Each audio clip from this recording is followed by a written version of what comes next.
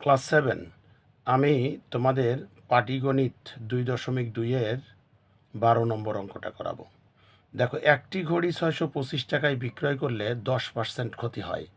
কত টাকায় বিক্রয় করলে 10% লাভ হবে?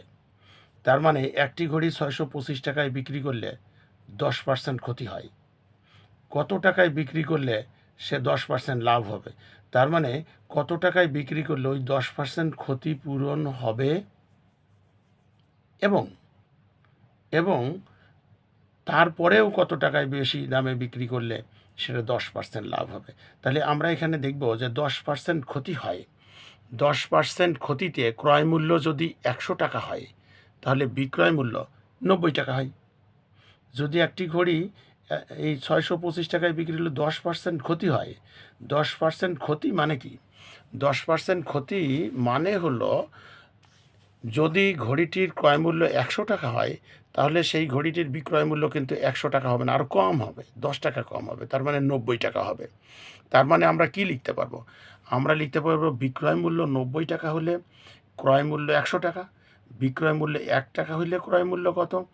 বিক্রয় মূল্য 625 টাকা হইলে ক্রয় মূল্য কত? এখান থেকে আমরা ক্রয় মূল্য পেয়ে যাব। তা ক্রয় মূল্য পাওয়ার পরে আবার 10% লাভ হবে।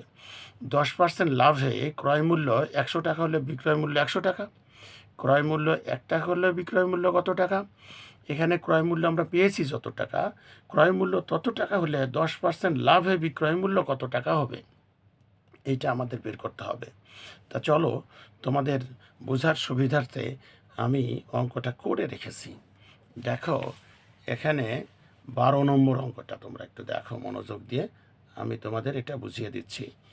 এখানে দেখো 12 নম্বর অঙ্কে আছে যেটা, যে 10% ক্ষতিতে ক্রয় মূল্য 100 টাকা হলে তার বিক্রয় মূল্য কিন্তু 100 থেকে 10 টাকা কম, তার মানে হলো 90 টাকা।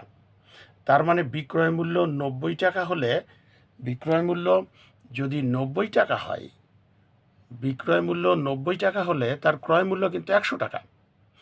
বিক্রয় মূল্য যদি 1 টাকা হয়, তাহলে ক্রয় মূল্য হবে কম। কম হলে 100 উপরে, নিচে 90, 90 দিয়ে ভাগ দিতে হবে। 100কে 90 দিয়ে ভাগ দিলে হয় এত টাকা। তাহলে বিক্রয় মূল্য 625 টাকা বইয়ে দিয়ে আছে। তাহলে বিক্রয় মূল্য যদি 625 টাকা হয়, তাহলে তার ক্রয় মূল্য হবে 100 গুণ 625 ভাগ হলো 90 টাকা। আমরা এটাকে কাটাকাটি করলাম, 0 0 কেটে দিছি। কেটে দিয়ে কী হলো, 10 গুণ 625, তার মানে 625-এর ডাইনে একটা 0 আসে আর নিচে 9 টাকা। এটা হলো ক্রয় মূল্য।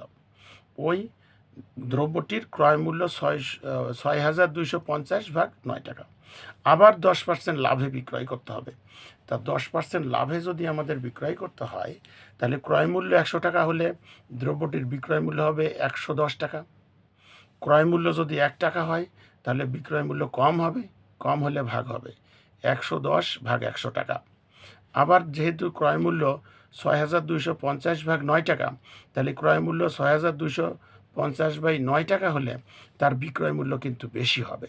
বিক্রয় মূল্য বেশি হলে দেখো, 110-এর সাথে 6,250 গুণ করতে হবে, আর এদিকে নিচে 100-র সাথে 9 গুণ করতে হবে, কারণ এই 9 দিয়ে ভাগ হবে আর ওইটা দিয়ে গুণ হবে।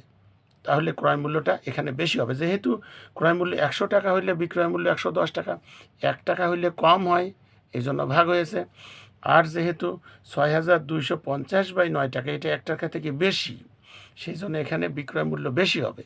বেশি হলে কি হয়, এই ভগ্নাংশটার বড় যেটা আছে হর অথবা লবের মধ্যে, বড়টা উপরে যাবে আর ছোটোটা নিচে আসবে। এসবভাবে গুণ করেছি। গুণ করে দেখো আমরা কাটাকাটি করেছি। এদিকে 100-র সাথে দেখো, 100-র সাথে কেটেছি, এটার সাথে কাটি 0 0 কাটা যায়, এই 0 0 কাটা যায়, এবং শেষ পর্যন্ত 11 গুণ 625 থাকে উপরে আর নিচে থাকে 9। এবং সেটা যদি গুণ করি, তোমরা ক্যালকুলেটর ব্যবহার করতে পারবে। সরাসরি ক্যালকুলেটর দিয়ে 11 গুণ 625 ভাগ 9 দিয়ে দাও, 763.4444 এরকম অনেক সংখ্যা আসবে এত টাকা। তার মানে 763.4 টাকা, 4 টাকা হবে। এটা 4, এটাও 4 হবে, 0.44। এই যে 2 দশমিক স্থান পর্যন্ত রেখেছি, এজন্য দশমিক 4-4ই রাখবো। কারণ তৃতীয় ডিজিট যদি 5 হতো কিংবা 5-এর বেশি হতো, তাহলে দ্বিতীয় ডিজিটের সাথে 1 যোগ হইতো। কিন্তু এখানে তো তা নাই। তার মানে রেজাল্টটা কী হবে? 763.44 টাকা প্রায়। তাহলে দ্রব্যটির দেখো, দ্রব্যটি 625 টাকায় যদি বিক্রয় করে 10% কী হয়? ক্ষতি হয়। তাহলে সেই দ্রব্যটি 763.44 টাকায় বিক্রি করলে তার 10% লাভ হবে। Thank you.